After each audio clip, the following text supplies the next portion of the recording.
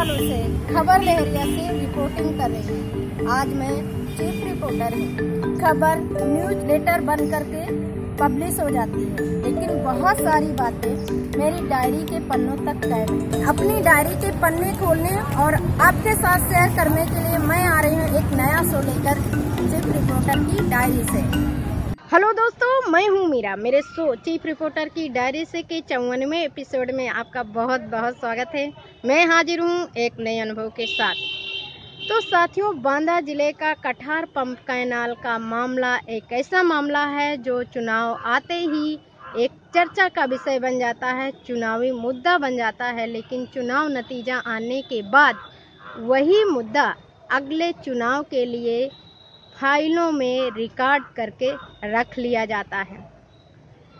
किसान नेता और सामाजिक संगठन भी समय समय पर इस मामले को उठाते रहते हैं, ज्ञापन देते रहते हैं, लेकिन होता कुछ नहीं है।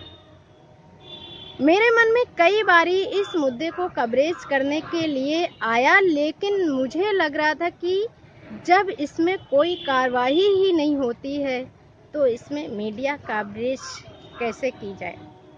पिछले महीने किसान यूनियन संगठन ने एक ज्ञापन किसान से संबंधित फिर से दिया, जिसमें किसानों से संबंधित कई मामले थे और उसमें जिक्र आया था कठार पंप कैनाल का।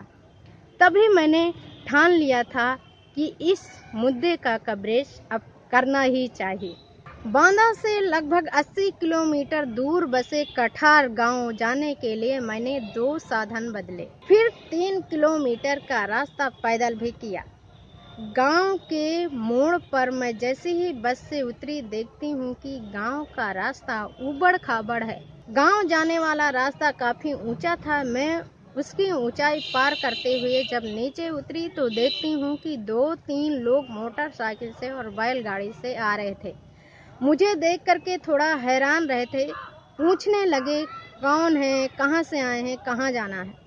मैंने लोगों को बताया और कठार पंप कैनाल के बारे में बातचीत की, लोगों से बातचीत की और आगे बढ़ गई। बहुत सारे लोग मुझे पहली बारी देख रहे थे और बहुत लोग घूर कर देख रहे थे। मैं थोड़ा परेशान हो रही थी। बहुत सारे लोग मेरे पीछे भी चल रहे थे। लोग उनसे पूछते और फिर शांत हो जाते।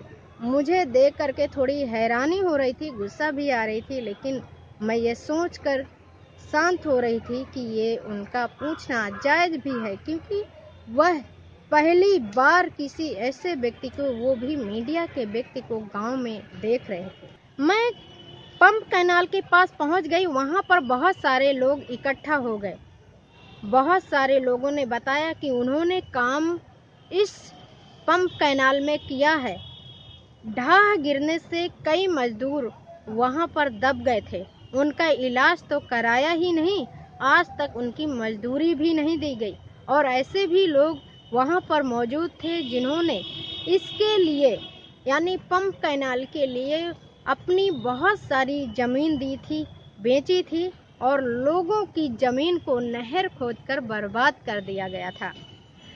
पंप कैनाल तो बना ही नहीं, अधूरा ही छोड़ दिया गया। ऊपर से वहां पर जो सामान कई लाखों का पड़ा हुआ था, वह सामान भी काम कराने वाले व्यक्ति ले गए, यह कह करके कि वो इसका प्रयोग किसी दूसरे पंप कैनाल में लगाएंगे।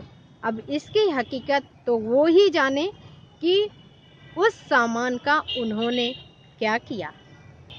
इस मामले को लेकर के मैंने बबेरू विधायक और लघु डाल खंड विभाग में बातचीत की।